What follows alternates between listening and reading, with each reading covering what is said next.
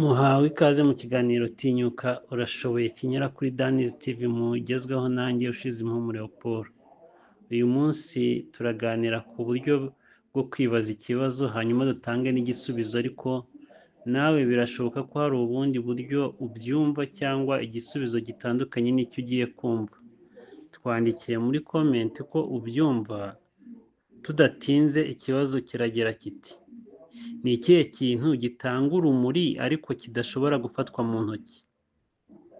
Ni iki? Mu buzima bwa buri munsi buri wese ahura n'ibibazo bitandukanye, ibihe bigoye n'amasomo agomba kwiga kugira ngo agere ku ntsinzi. Hari igihe wumva ko ibintu byose bigoye ukabura ibisubizo cyangwa ukumva ntacyo ushobora gukora.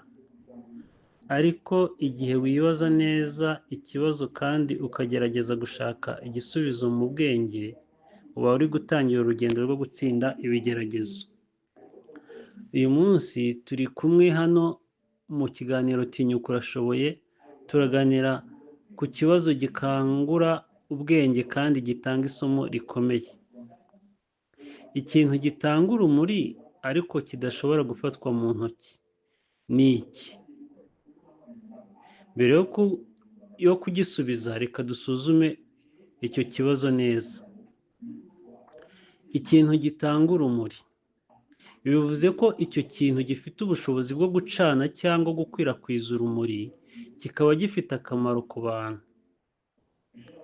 Mu buzima busanzwe urumuri rufasha abantu kubona, kugendera mu nzira no kugira icyerekezo,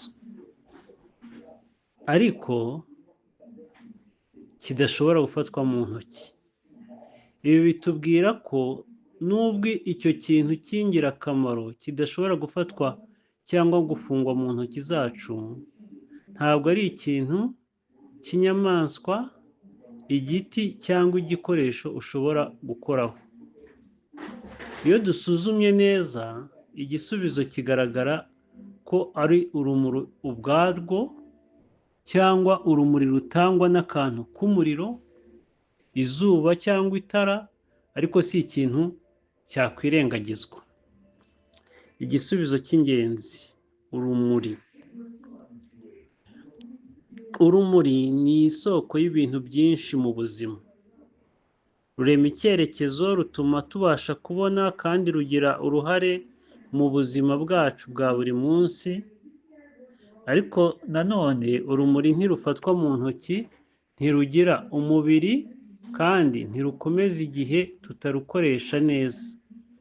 Ni kimwe n'ubwenge, aricyo gikomeza kuduhaza mu rugendo rw'ubuzima. Isomo ry'ingenzi: ubumenyi ni ubwenge nk'urumuri. Iki kibazo si cyo gusa kigamije kumenya igisubizo, ahubwo kigamije gutanga isomo rikomeye. Ubwenge n'ubumenyi ni urumuri rudafatwa n'intoki zacu, ariko rutuma dutera imbere mu buzima.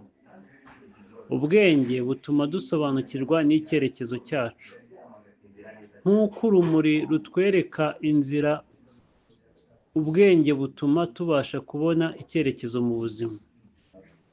Iyo umuntu atagize ubwenge, aba ameze nk'uri mu gicucu, adashobora kubona aho agana. Ubumenyi budufasha guhitamo neza. Nk'uko urumuri rutuma tugendera mu nzira, ubumenyi butuma dutandukanya icyiza n'ikibi, ibikwiye n'ibidakwiye. Ni nk'itara riturinda kugwa mu mwijima w'ibibazo n'amakosa. Urumuri n'ubuzima bw'umwuka. Mu buzima bwa gikristu, urumuri rufitanye isano n'umwuka w'Imana. Bibiliya ivuga ko Imana ari urumuri rw'ukuri, kandi ko buri muntu ugira ubumenyi n'ubwenge akura ku Mana. Aba afite urumuri rutuma akura mu buzima bw'umwuka. Uko wakwigira ku bibazo.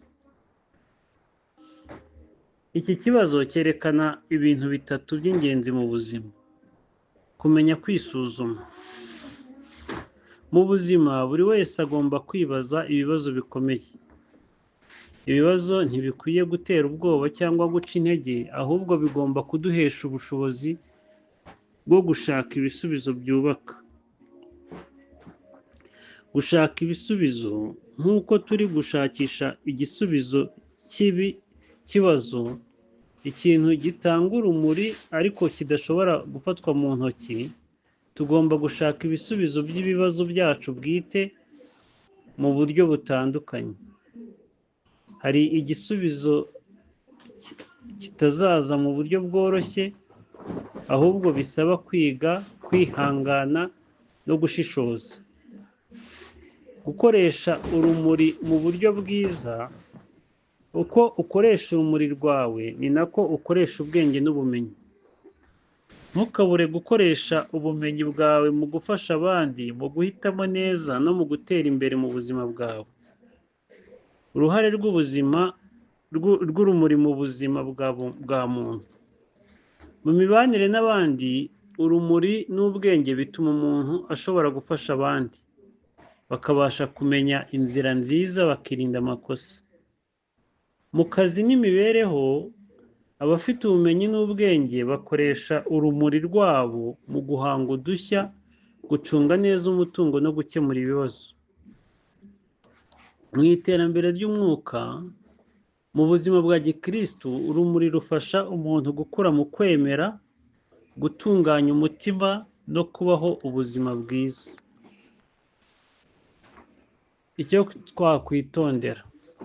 Ikibazo cyacu, ikintu gitanga urumuri ariko kidashobora gufatwa mu ntoki, kandi cyigisha ko hari ibintu mu buzima bidashobora gufatwa n'amaboko yacu, ariko bigira ingaruka zikomeye mu mibereho yacu. Ibi ni nko kumenya agaciro k'igihe, ubumenyi, ubwenge n'urukundo. Ntibishobora gufatwa cyangwa kugurwa, ariko bitanga ibisubizo n'inyungu mu buzima. Umwanzuro twakuramo.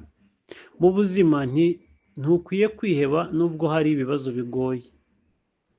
Nk'uko ikibazo cyacu cyerekana, hari ibintu bitanga urumuri ariko bidashobora gufatwa mu ntoki. Ni isomo rikomeye ryo kutagwa mu bwoba. Ubumenyi, ubwenge, gukoresha neza igihe cyawe nibyo bitanga urumuri rw'ukuri mu buzima bwawe. Mwakoze kudukurikira, mwari kumwe nanjye Ushizimpuhwe Leopold. Mwibuke gukora subscribe, share na comment kugira ngo mukomeze gukurikira n'ibindi biganiro biri imbere. Ikibazo cyoroshye nk'iki gishobora kuba isoko y'ubwenge bwagutse, kandi kikaduhugura mu buryo bwo kwitwara neza mu buzima bwa buri munsi. Ntukemere kugwa mu bwoba, ahubwo shaka urumuri rwawe, rutange ku bandi kandi rukuyobore mu rugendo rwo gutsinda.